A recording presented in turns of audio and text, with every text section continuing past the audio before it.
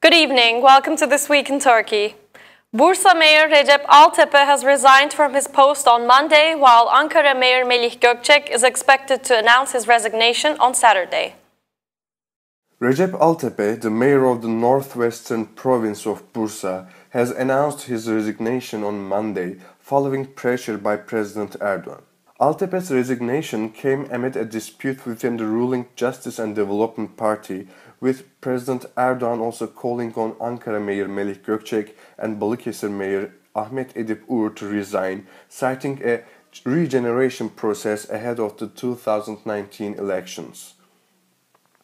We will never go against our party or our leader, nor give any damage to our party.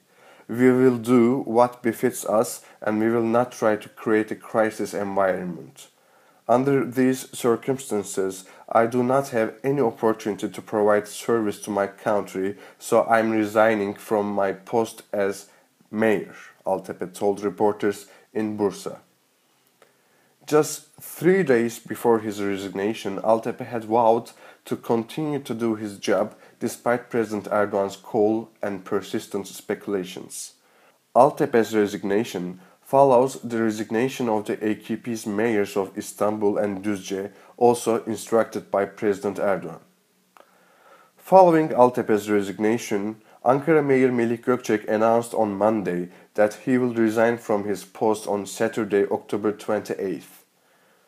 Speaking about who will replace Gökçek as the mayor of Ankara, President Erdogan said that consultations would be held within the ruling party. President Erdogan has also called on Balıkesir Mayor Ahmet Edip Uğur to resign. Uğur will reportedly file his resignation on Monday, October 30th.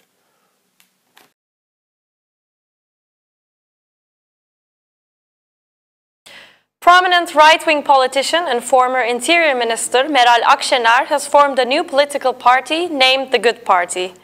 Akşener is expected to run against President Recep Tayyip Erdogan in the 2019 presidential elections. Meral Akşener, a well-known right-wing politician and former Interior Minister, formed her long-anticipated political party under the title of the Good Party on Wednesday, hinting at a run for Turkey's presidency against President Erdogan in 2019. Turkey will be good, Akşener said in her first address to her followers, referring to the name of the party. Turkey and its people are tired. The state has corroded. Public order has dissolved. There is no other way but to change the entire political climate, she added.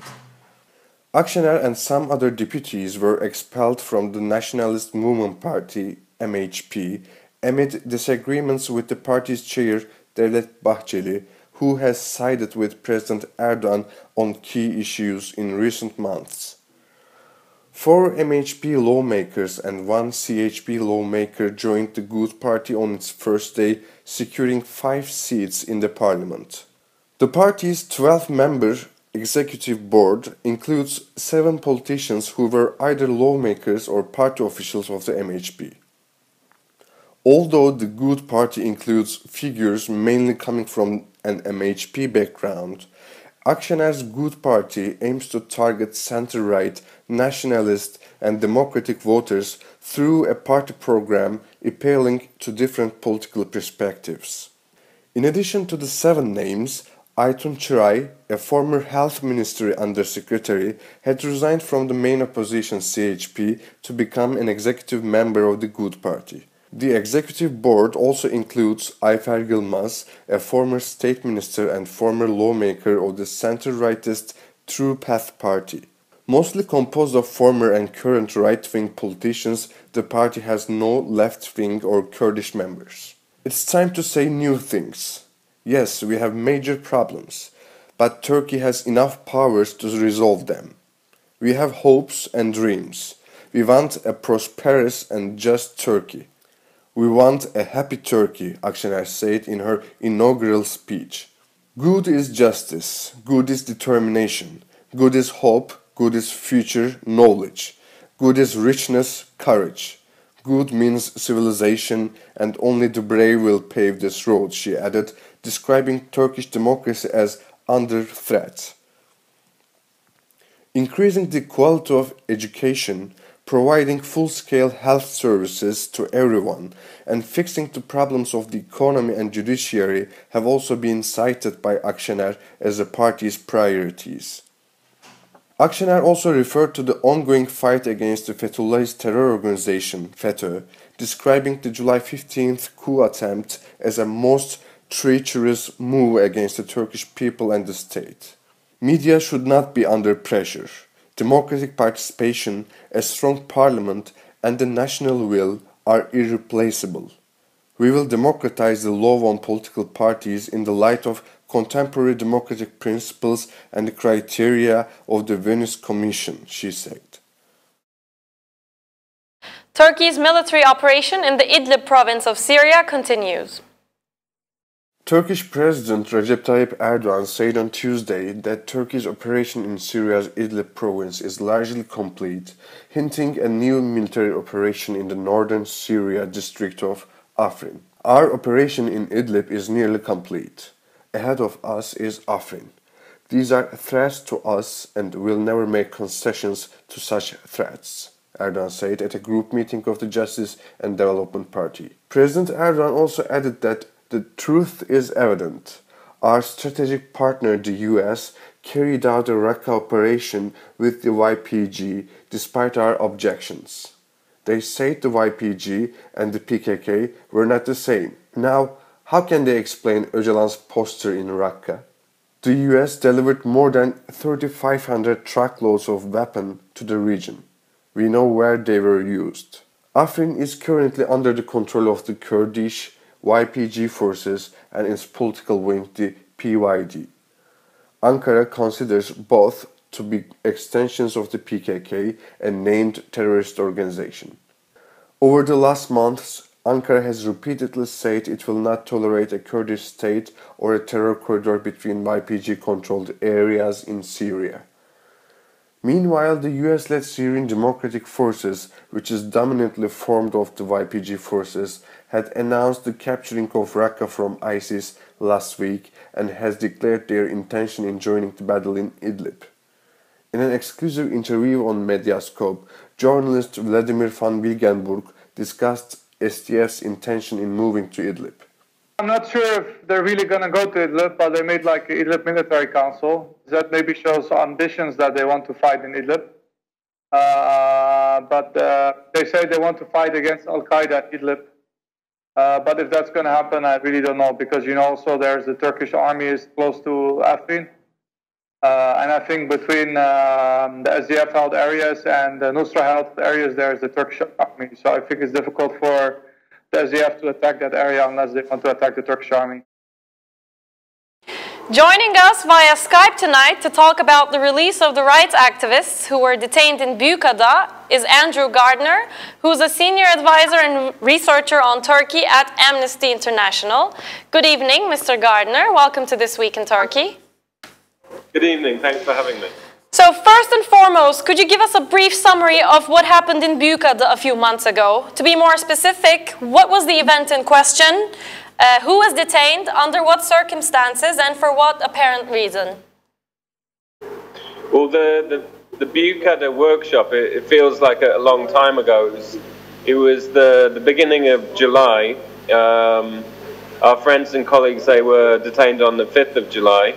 Really, there was nothing special about the workshop. It was just a sort of routine training workshop that, you know, NGOs in Turkey, you know, hold all the time.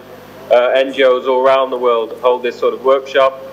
It was looking at issues like well-being, stress, information management, information security, this sort of thing.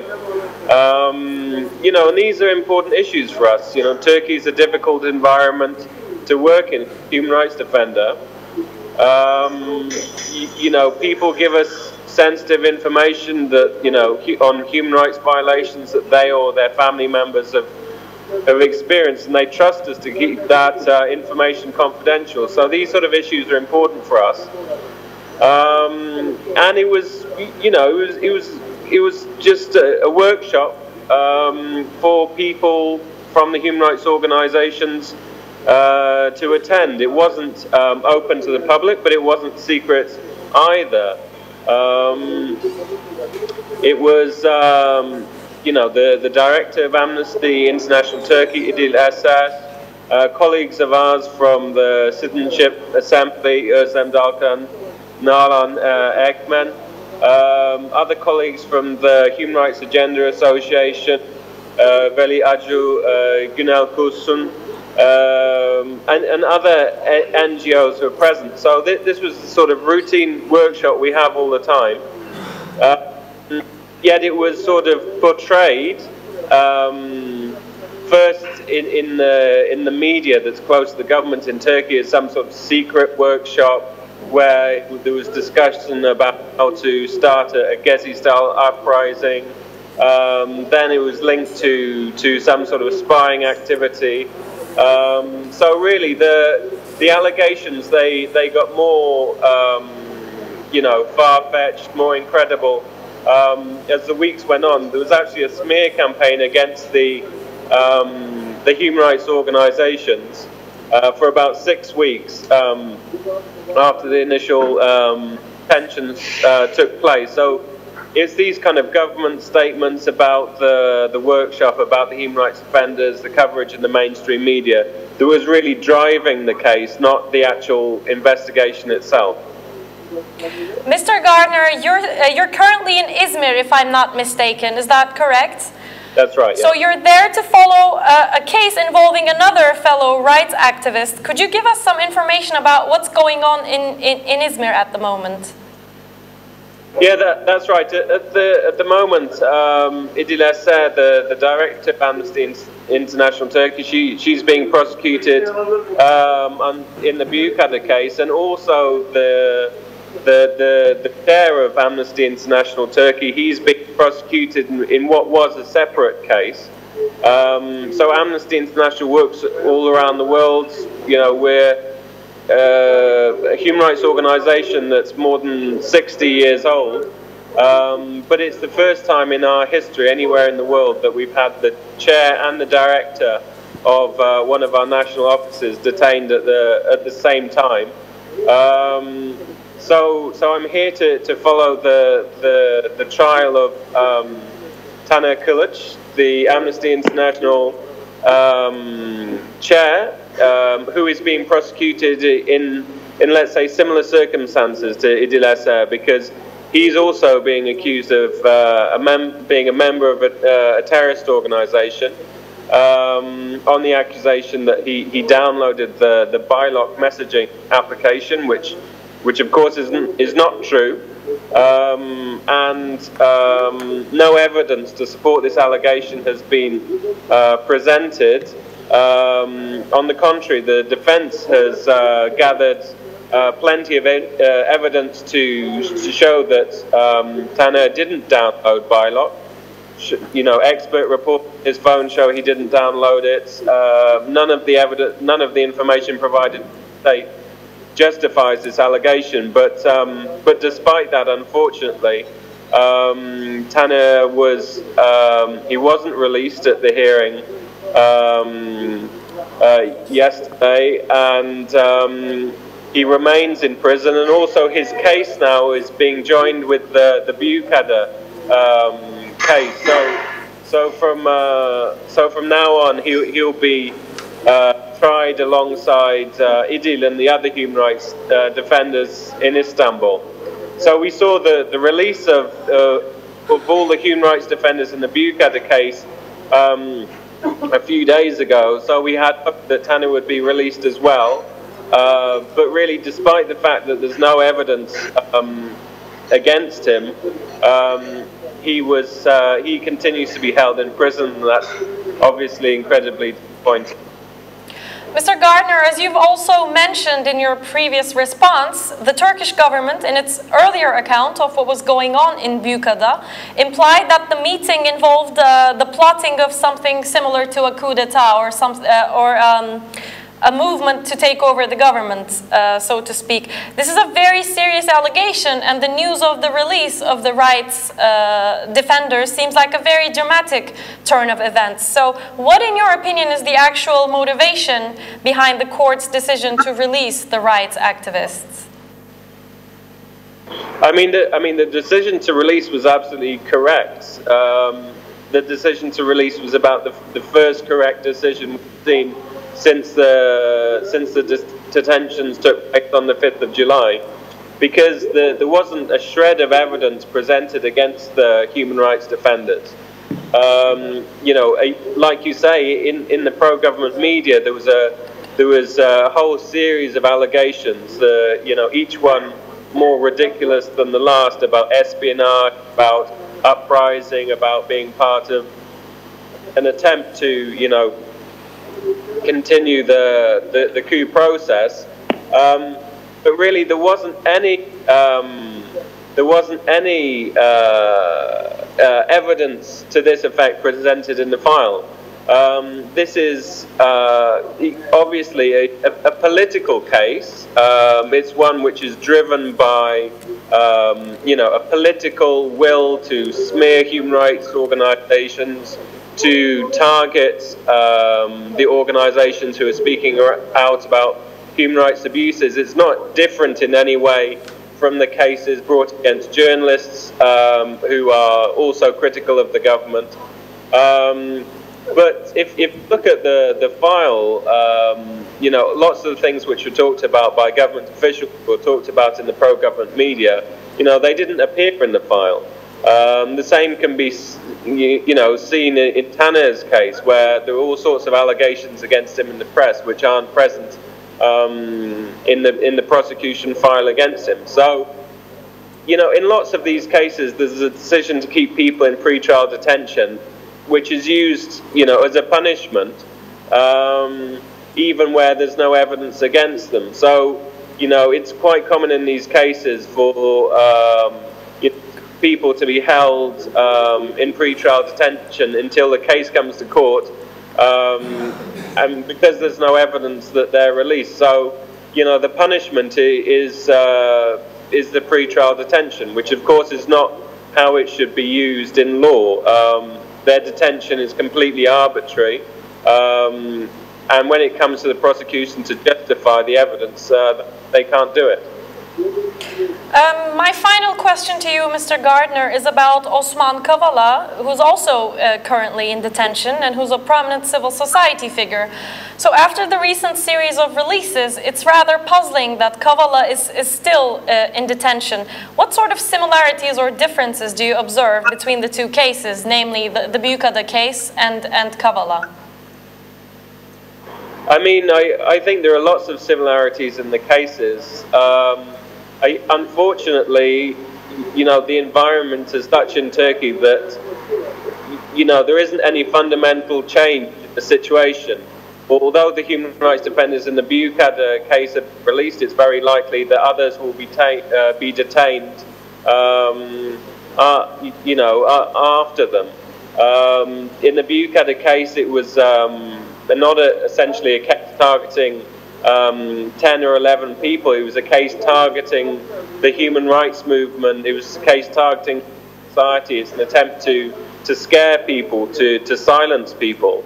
And I think the detention of Osman Kavala is the same. You know, he's someone who's very prominent in civil society, involved in lots of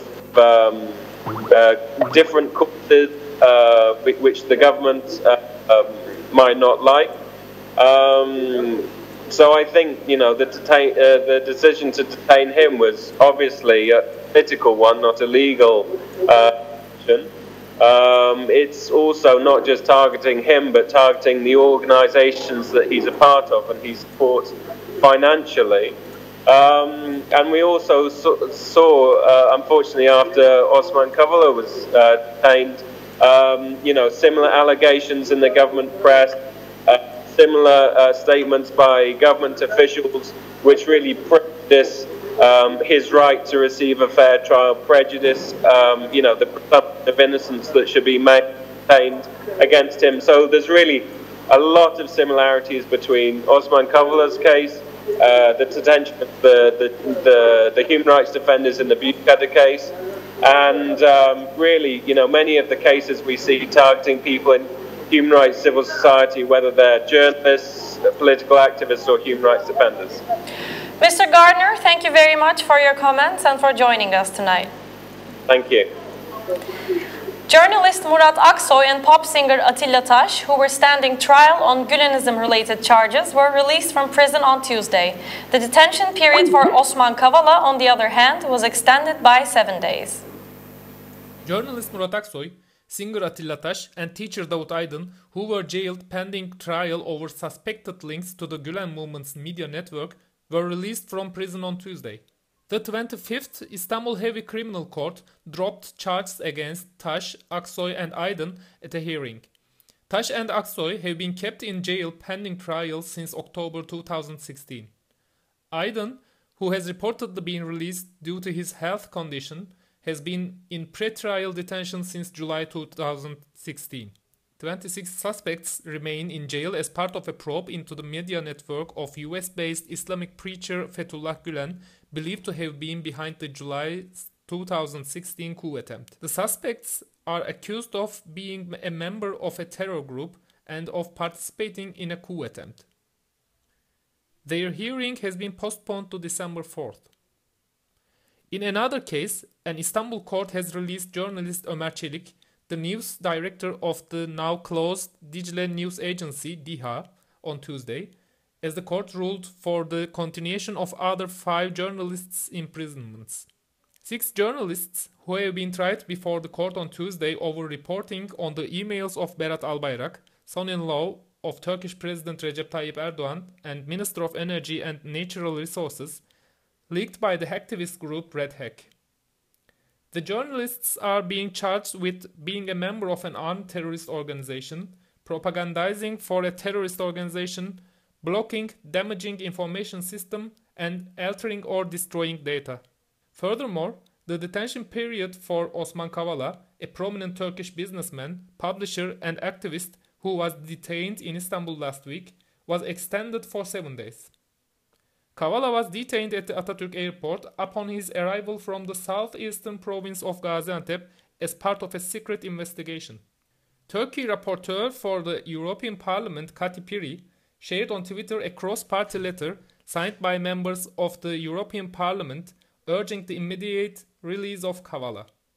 The letter sent to the Turkish government stated the following: "We, the undersigned members of the European Parliament, call on the Turkish authorities to urgently release Mr. Kavala and to take the necessary steps needed in order to address the serious crackdown in the areas of rule of law and fundamental rights and freedoms in the country." Moreover, speaking at the parliamentary group meeting of his ruling Justice and Development Party on Tuesday, President Recep Tayyip Erdogan referred to Kavala indirectly as Turkey's Soros, in reference to prominent Hungarian-American philanthropist George Soros, and accused Kavala of funding terrorist organizations and betraying Turkey. Our friend Sinan Akgünay did an exclusive interview this week with Ambassador Matthew Bryza on Turkey's current approach to energy-oriented cybersecurity risks.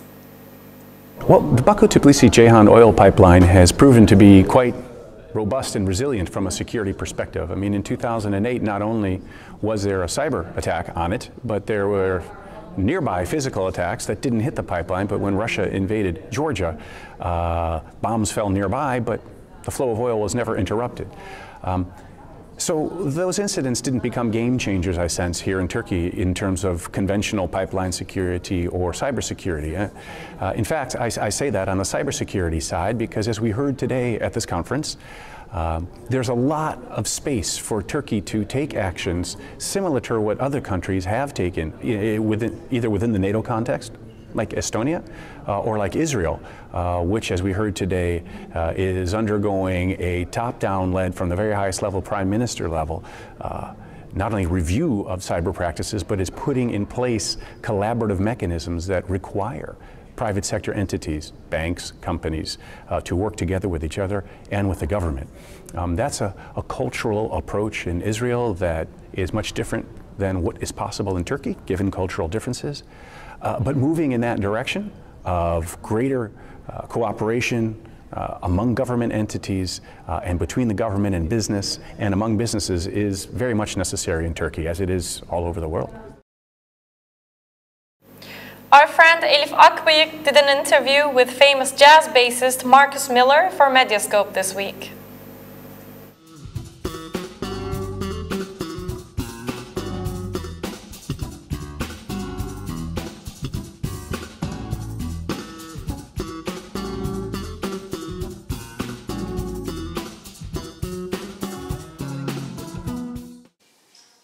Miles, he's so important for me, and he's so important for every musician who plays with him. You know, if you play with Miles, when you finish playing with Miles, you're a different person, you know, and it's hard to explain. But he really brought out something special in each of the musicians, you know, and also it's nice to be part of the family of musicians who play with Miles, you know. You're talking about Sonny Rollins and Herbie Hancock and Chick Corea, John Coltrane, Paul Chambers, Ron Carter. So it was an incredible experience for me. You know, Blast was my first impression of Istanbul, so it has a lot of energy, you know what I mean? And it has a lot of, it's fast, you know. Dum, dum, dum, dum, boom, boom, dum, dum. And I'm going to do a little collaboration in my concert tonight. And I can't tell you what it is because it's a little bit of a surprise, you know? But I'm going to see if I can find something else interesting about Istanbul now that I've been here a few times. Right, you know what I like to do is wake up very early, 5 a.m., 4:30, 5 o'clock a.m., and walk around Istanbul and watch the city wake up. You see the shop owners opening up their shops. You see the food guys preparing their restaurants, you know. It's a beautiful time. And the reason I'm up so early is because usually when I do a tour, Istanbul is my first stop. So I'm so jet lagged that I can't sleep. So I wake up early and walk around.